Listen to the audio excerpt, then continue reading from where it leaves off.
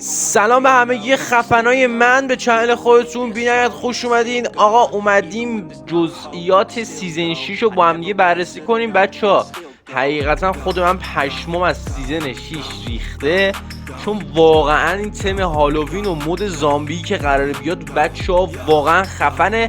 قبل اینکه این ویدیوی بسیار زیبا و فول نایس رو با هم دیگه شروع بکنیم، خوشحال میشه حتما چنل ما رو سابسکرایب بکنید و اگه از این ویدیو خوشتون اومد لایکش بکنید. بچه‌ها این ویدیو رو حتما لایک بکنید، چون دیگه اخبار دیگه بذارین به همه برسه. این ویدیو رو خواهشاً لایکش بکنید که یوتیوب به شدت اینو ساجستش بکنه، همه ببینن و کلا رسمی بشه این چنل ما. بچه‌ها واقعا خیلی کار داره. بچه‌ها هر نقدی، پیشنهادی، انتقادی، هر چی که دل تنگت میخواهد داخل کانال، داخل بخش چیز بنویس، یه کامنت بذار. میگم داخل کانال کامنت بذار، کامنت های این ویدیو رو میخونم. عشق منید، اشوه‌گرید بچه ها، بدون معطلی بزنید بریم. بچه ها این چند وقته ببخشید نبودم، یه ذره کارمون مشکل پیدا کرد. کلا بچه ها یا اینترنت قطع بود، یا مهمون داشتیم، یا اصلا کلا هزار تا دنگ و فنگ، یا کلا گره آب بوستر من کلا کار نمیکرد. تا همین دیروز چند تا گیم پلی گرفتم. بچه ها من برای اولین بار بتل پسمو مکس کردم. بچه خیلی سطحمون رفته بالاتر. من توی 4 روز، آره دیگه، مثلا کلا بچه بعضیشون بیشترشون میدونن دیگه، حتی یوتیوبرایی که الان دارن کلا تو این کامیونیتی هستن میدونن بیشترشون که بچه اصلا کلا من یه چند وقت پلی نمیتونستم بدم، چون هم یه مسافرتی بودم و اصلا کلا دنگ و فنگی داشتیم. ما با این گیراب بوستر کلا یه دنگ و فنگ داشتیم بچه ها، ولی یه قلقی هست. حالا اگه استفاده بکنیم بد نیستش. حالا توی ویدیو بعدی بهتون میگم. میخوام کلا بچه‌ها دیگه راجع به اخبار و کلا آموزش یه بیشتر ویدیو بزنیم. بچه‌ها خب میدونین دیگه حمایت شما خیلی به ما دلگرمی میده. بچه‌ها این سابسکرایب به شما خیلی به ما دلگرمی میده، چون بچه‌ها نگاه کنین الان نتمون داره به چخ میره. با هر ویدیو دیگه منطقیش بخوایم فکر بکنیم دیگه حدود 1 گیگ 2 گیگ داره ازمون نت به چخ میره و این فقط به عشق شماست. بچه‌ها من دلی عاشق وارزونم، یعنی به خاطر وارزون کلا پلی میدم. اصلا کلا بچه یکی به خاطر شما، اول به خاطر شما، بعد به خاطر عشق من به وارزون و مودرن وارفی. بچه ها چون داستانا با هم دیگه یکیه و یه ذره تو مودرن وارفی قرار زودتر بیاد، به خاطر همین بچه ها من اخبار مودرن وارفی رسم از این به بعد پوشش میدم. بچه ها تو چنل اوکی افتادین، یعنی به مولا.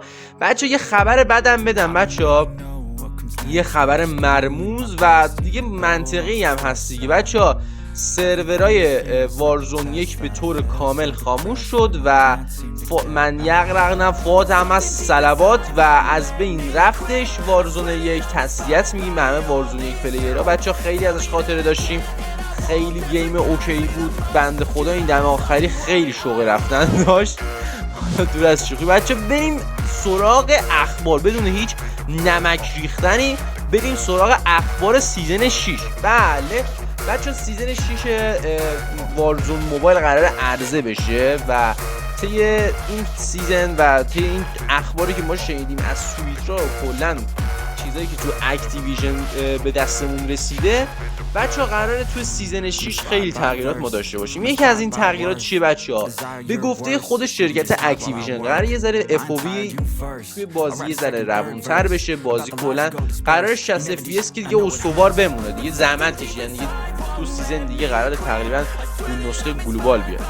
بچه‌ها قراره فریم ریت خیلی بهتر بشه. خیلی بچه‌ها یه چیزی هم که من حالا شنیدم در حد شایعه است، این رسمی نیستش، میگن قراره کلا FOV کلا باز بشه و بتونین تنظیمش کنین. یعنی مثلا میتونین فوبتون رو تنظیم کنین، مثل کالا موبایل خودمون میتونین هم مثلا تنظیمش بکنید و کلا یه ذره بیشتر از بازی لذت ببرید.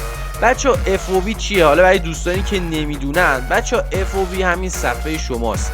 مثلا این صفحه رو بزرگش کنی یا کوچیکش کنی.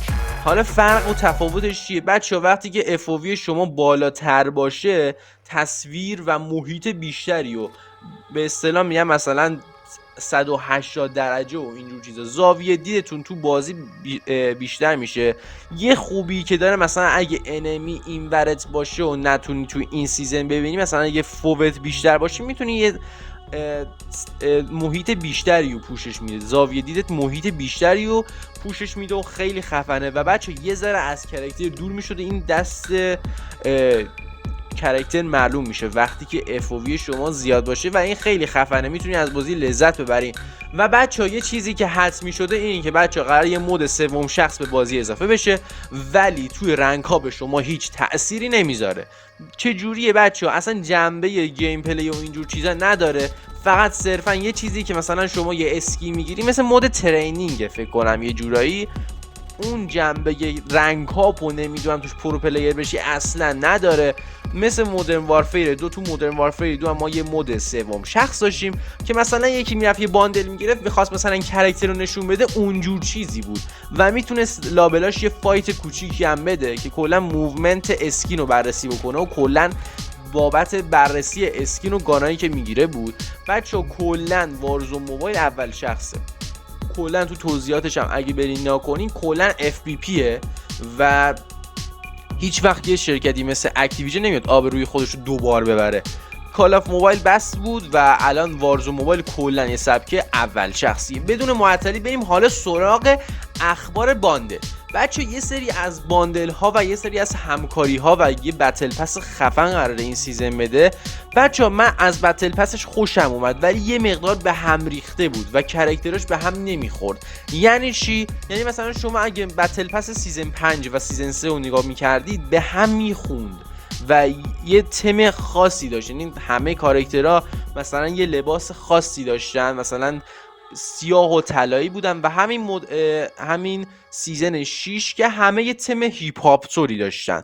ولی توی این سیزنی که قراره بیاد، حالا طبق عکسایی که ما داریم و پوسترایی که منتشر شده، اصلا اینا با هم همخونی ندارن و کلا یکی مثلا زامبیه، یکی مثلا نمیدونم کلا ونومه، اصلا کلا کرکترها به هم نمیخونه قیافه‌هاشون و به خاطر همین آقا بتل پسی مشخص نیستش فکر کنم.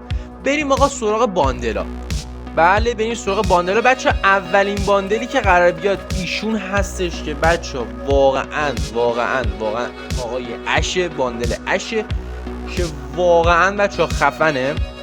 چرا؟ چون بچه یک کرکتر بسیار زیبا و گنگ داره و خیلی اوکی و فکر کنم بچه این باندل حدود 2400 الی 2800 تا CP به وارزون موبایل عزیزمون بیاد. و بچه ها کن یه چیزی بگم حالا برای باندل و اینجور چیزا، یه سری از بچه ها هنوز ترس دارم یعنی اگه بسته بشه چی میشه و چی نمیشه. بچه خیالتون راحت، اصلا بازی بسته نمیشه. یه بازیایی بسته میشدن، مثلا اپکس موبایل بسته شد. چرا؟ چون اینا نمیتونستن خودشونو سینک بکنن مثلا روی اپکس PC و اپکسی که رو کامپیوتره. ولی از اونجایی که اکتیویژن عشق ما انقدر شرکت بزرگیه، الان وارزون موبایل کلا سینک شده با مودرن وارفیر 2 و حتی مودرن وارفیر 3 و حتی وارزون PC. این خوبیش اینه که بچه‌ها دیگه هر باندلی که بگیری روی 3 تا پلتفرم هست و شما هیچ ترسی اصلا آقا هم بسته شد، شما دیگه اکانتتون رو مودرن وارفیر هست و اونجا میتونید قشنگ سینکش کنید و لذتش رو ببرید. اصلا هیچ ترسی از خرید باندل نداشته باشید. اتفاقا خیلی هم ارزش اکانتتون یعنی ارزش اکانتتون 3 برابر میشه، چون شما تو 3 مود قرار اکانتتون رو شاخ بکنید. پس عشق بکنید لذتش رو ببرید. و اما بریم سراغ باندل شماره 2. باندل شماره 2 رو بچه‌ها برای خرید من اصلا به شما توصیه نمی‌کنم. چرا؟ چون نکنید بچه‌ها خیلی گنگ و خفن و ترسناکه ولی خیلی سر بزرگی داره و هدش راحت زده میشه. ولی بچه‌ها یه چیزی هم بگم، گانایی که این باندله و بسیاری از باندل‌های سیزن 6 دارن بچه‌ها کرکتراشون افکتایی که رو گاناشون هستن بچه‌ها گادترین افکت ها هستن و واقعا عالی. اصلا یه چیز حقی از آب در اومده. بچه‌ها تو سیزن 6 اتفاقی افتاده که اکتیویژن با شرکت اگه اشتباه نکنم دیابلو همکاری کرده و این دوتا کرکتر خفن قراره به سبک مودرن وارفیر و یه کمی حجم و این چیزاشون رو درست بکنن، قراره به بازی اضافه بشه. بچه‌ها دو تا کرکتر عالیان، یعنی اینجوری بهتون بگم، اون کرکتر سمت چپیه که کلا افکت نور داره، واقعا بچه‌ها عالی و گاده. و کرکتر سمت راستم که یه تم شیطانی و آتشین داره که بچه من انقدر گان آتشی گرفتم که حالم از هرچی گان آتشی به هم خوره. بچه واقعا باندل خیلی خریدیم این سیزن، واقعا خیلی سیزن 5 رفت تو پاچمون و همچنین سیزن 2 بچه ها اشتباه کردیم که سیزن 3 بلکسلشون نگرفتیم، یکی از خفن ترین بلکسلا توی سیزن 3 بود که بچه واقعا نمیشد دیگه، اینترنت خیلی گند و افتضاح بود. و اما باندل بعدی که خیلی ها تو چنلاشون بهش اشاره نکردن، این باندله که بچه ها جز خفن ترین و گاد ترین باندل هاست. این توی پوسترهای اکتیویژن لو رفته تو ویدیویی که هست و میگن قراره به صورت افکتور باشه و من بچه فکر میکنم که اسکین ریاکتیو و اپراتور ریاکتیوی که قراره بعدن مثلا بعد از این یخیه بیاد بچه قطعا یه تم سبزیه. حالا نمیدونم چه اسکینی قراره بدم ولی بچه قطعا سبزه و ما یه کرکتر بنفش ریاکتیو هم خواهیم داشت بچه، یعنی واقعا ابهت بالایی داره، یعنی واقعا اون چیزی که تو ذهنمه واقعا ابهت خالصی داره. بچه بریم سراغ باندل شماره نمیدونم باندل شماره چنده، بریم سراغ باندل بعدی. باندل بعدی که هست بچه اون چیزی که ما انتظار داشتیم نیستش، حالا چیزی که پوستره بچه اینا یعنی رسمیه رو ما فقط میگیم. این دوتا اسکین قراره توی یه دونه باندل با هم دیگه منتشر بشه. باندل سمت چپیه که خیلی مثلا به نظرتون خفنه، قراره یه سری تغییرات داشته باشه، یعنی یا ممکنه به صورت شنل دار بیاد یا ممکنه همینجوری بیاد که یه باندلی باشه که دوتا اسکین داره. بچه باندلایی که دوتا اسکین دارن گاناشون تجربه نشون داده که تو 99.9% مواقع گاناشون هیچ افکت خاصی ندارن و صرفا از اسکین شما میتونین لذت ببرین، چون دیگه اکتیویژن اینجوری به شما یه بیلاخ بزرگ نشون میده و میگه آقا هم خر رو میخوای هم خرما زرش، ما اصلا به شما همچین لذتی رو نمیدیم. و اما باندل بعدی که ما تو هر سیزن یه جوکر رو داریم، تو این سیزن هم ما جوکر رو خواهیم داشت و این آقای جوکر ایشون هستن که واقعا چاق و بسیار حجیمن و هر کی بگیره دیوونه شده، چون بچه‌ها میگن گاناش خوبه، حالا ما که نمیدونیم. به نظر من مثل همین جوکریه که این سیزن اومد و هیچ مال و پخی هم نبود و خیلی سی پی هاشون بابتش هدر دادن. بچه گانای این سیزن هم تا دیگه نشده بگیم این سه تا گانه، این سه تا گانه که بچه یکیشون نایفه، این گاناست که بچه میگن اسونت رایفل یکیشونه و یکیشون هم بتل رایفل زبونمون گرفت. این طوریه بچه ها، این همچین طوریه دیگه، مثلا یکیش بتل رایفل یکیش اسونت رایفل. بچه ها اسونت رایفل که نداریم بگذاریم دیگه. بچه ها سه تا گانم اینها بودن و بریم آقا باندل بعدی که خیلی خفنه. باندل بعدی بسیار خفنه و بچه ها اگه این باندل خفن نیست پس چی خفنه تو این سیزن؟ بچه ها باندل اسکلت حقو رو ما داریم که میمش همه جا دیگه جر داده همه رو. بچه ها واقعا این باندل ارزش خرید رو داره و یکی از باندلایی که من احتمال 99.9% توی این سیزن بگیرمش، یعنی اگه من هیچی رو نگیرم این باندل رو حتما باید بگیرم. بچه دیگه واقعا خیلی باندل خفنه و من یه سری چیزا ازش شنیدم که لذت منو از این باندل حتی از اون ونوم بالاترم برده. باندل بعدی این باندله که بچه ها میگن آقا من خودم نظر شخصی اینه که تو بتل پس بیاد بهتره، ولی از اونجایی که روش افکت هست به نظر من از اینجایی که این افکت رو ما داریم میبینیم ممکنه ایشون یه اسکین ریاکتیو باشه، ولی من این حدس رو نمیزنم چون ریاکتیو قبلیه بچه ها اینجوری بود و نکنیم بچه این پلیر اوزگل رو نها کنیم خیلی چیز نمک بازی داره در میاره و من اینجا نمکش رو از بین بردم این پلیر رو. بگذاریم بچه این اسکین چون ما یه اسکین برقی دیگه داشتیم دیگه، اکتیویژن اسکول نیست که دوباره یه اسکین برقی رو بیاد بدین. نکنیم بچه شاخه فکر کرده شاخ وارزو موبایل ایشونن، ولی اشتباه فکر کرده شاخ وارزو موبایل فقط آقای مستر کدوینه.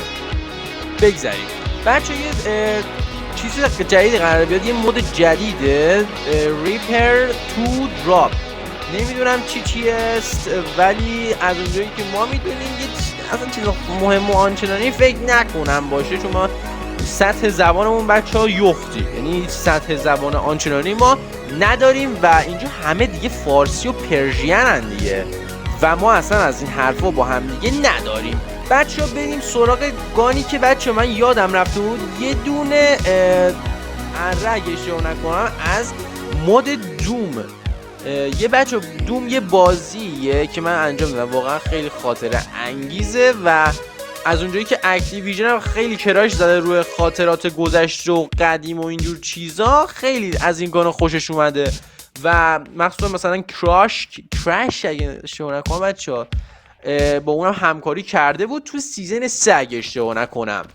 بچه‌ها بریم سراغ پوسترایی که حالا از بازی هست. بچه نگاه کنین این پوستره، بچه نگاه کنین، به خاطر این گفتم اون اسکین دوتاست، به خاطر این پوستری که از به صورت رسمی هم از مودرن وارفیر 2 و کلا کال آف دیوتی که ما داریم منتشر شده. بچه خیلی احتمال هم که این دوتا با هم یکی باشه، یعنی مثلا همون اسکینش فقط یه ذره مثلا بدترش و مثلا آشغالترش بیاد تو بتل پس طبق روال همه بازی‌ها و خفنش رو ببرن تو باندل. این خیلی احتمالش سنگین‌تر و بیشتره و آره دیگه اونی هم که به طور معمول مثلا خفنن هم ببرن توی باندل و مثلا گرونش هم بکنن. به نظر من این 2800 تا سی پی هم ممکنه بیاد و حتی بچه ممکنه 3000 تا سی پی بیاد. به نظر من اکتیویژن اینو بکنتش ریاکتیو، قال قضیه رو بکنه، چون هم عالی میتونه باشه هم میتونه برای چشاش هم افکت بذاره برای اسکینی که هست. ولی بچه‌ها فکر نکنم بخواد این کارو تو این سیزن انجام بده، چون بچه واقعا گرافیک آنچنانی نداره، نمیتونه زیاد مانور بده و ولی اسم میتونه هر چیزی امکان داره و امیدواریم که بهترین و خفن‌ترین چیزو بیاره که وقتی که میگیریمش بگیم آخرش خدا رو شکر حداقل این چند هزار تا سی پی که گرفتیم و چند میلیون پولی که خرج کردیم به چخ نره. بچه یه چیزی هم بگم، حالا راجع به خرید بانده قرار کلی با هم صحبت بکنیم تو ویدیوهای بعدی که این حمایت شما رو میطلبه. حتما از این چنل حمایت کنید بچه ها. اخبار رو به صورت دقیق من توی این چنل میذارم. ببخشید این خبر دیرتر شد، من میتونستم این ویدیو رو 2 هفته پیشم حتی آپلود بکنم، انقدر که ما به روز و سری تو سراها داریم و کلا اخبار رسمی به شما میدم. خبر قبلی که از سیزن 6 گذاشته بودیم، ما همیشه روالمون دیگه قراره اینجوری بکنیم یه دونه چیزای احتمالی که مثلا یه استریمر یه طراح یه چیزی میاد میگه ما اونا رو میذاریمش و تو ویدیوی بعدی که رسمی میزنیم مثلا اخبار رسمی سیزن 6 اینا دیگه رسمی و حتمیه بچه‌ها که شما هم دیدین دیگه. ما خبر بعدی نمیذاریم که حالا یه وقت سوء تفاهمی بین ماها پیش نیاد.